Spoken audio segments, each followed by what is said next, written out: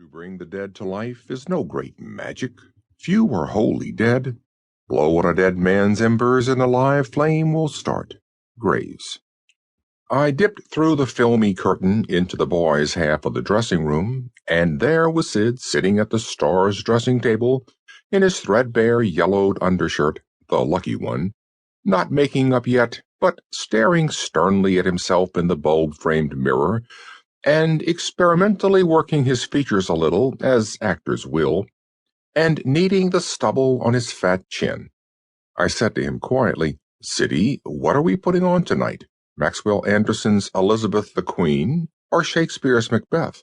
It says Macbeth on the callboard, but Miss Nefer's getting ready for Elizabeth. She just had me go and fetch the red wig."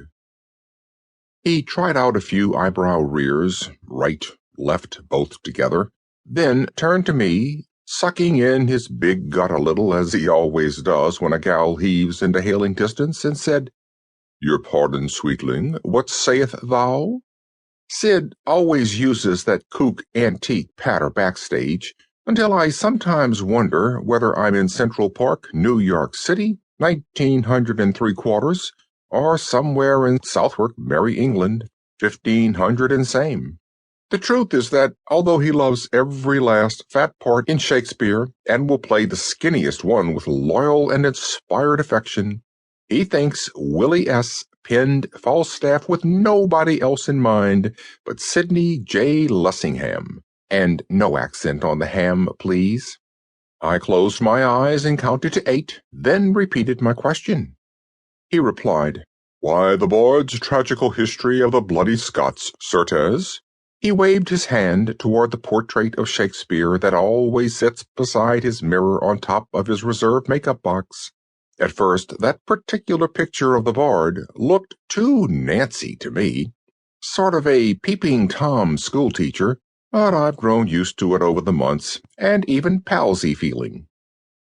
He didn't ask me why I hadn't asked Miss Nefer my question. Everybody in the company knows she spends the hour before curtain time getting into character, never parting her lips except for that purpose, or to bite your head off if you try to make the most necessary conversation.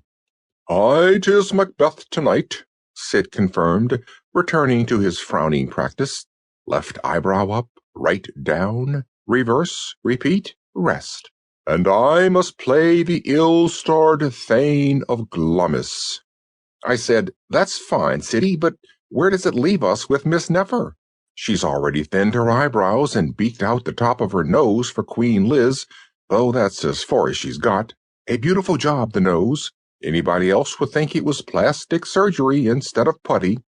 But it's going to look kind of funny on the Thanos of Glamis."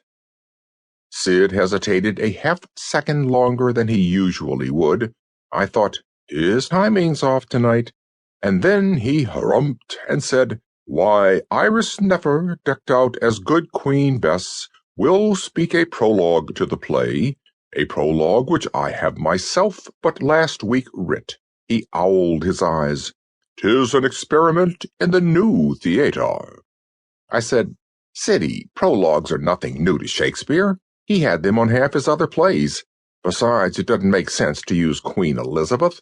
She was dead by the time he whipped up Macbeth, which is all about witchcraft and directed at King James." He growled a little at me and demanded, "Prithee, how comes it your pivot brain bears such a ballast of fusty book knowledge, chit?" I said softly, "Siddy, you don't camp in a Shakespearean dressing room for a year, tete-a-teting with some of the wisest actors ever, without learning a little.